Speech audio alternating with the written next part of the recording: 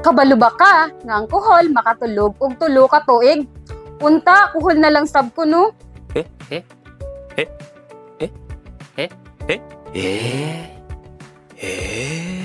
Oo, legit ka na mga kasama.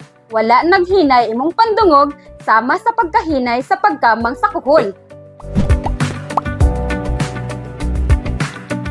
Ang snail o ang ginatawag nga kuhol kay dili matawag nga usa ka insekto ug amphibian. Apan usa kini ka mollusk. Ang kategorya sa mga mollusk kay usa ka phylum nga mao ang level sa klasifikasyon nga ubos sa usa ka ginggarian. Ang mga kuhol kay sakop sa phylum nga mollusca o klase sa gastropoda. Ang mga kuhol o snail makita sa palibot sa atong panimalay, usahay sa panahon sa ting-ulan ug usahay ang kadaghanan niini makita sa palayan. Ang rason sa dugay nga tulo ka tuig nga pagtulog sa snail kay sila nagakinahanglan nga ma-moisturize og makasurvive. Matod sa report nga nagadepende ilang pagtulog base sa duha ka klima, mao kini ang hibernation kung pagtulog sa lamig og estivation kun diin matulog sila sa panahon sa ting-init.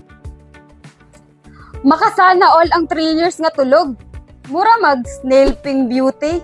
Pero kita isip tao, it's a big no nga matulog og ing ato kadugay. Basig maingnan ta nga na dead skin na.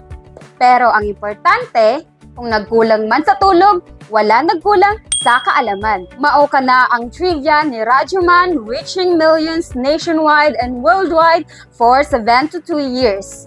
Kini si Rowena Cosain, gikan sa New Society National High School, intern, Tatak, RMN.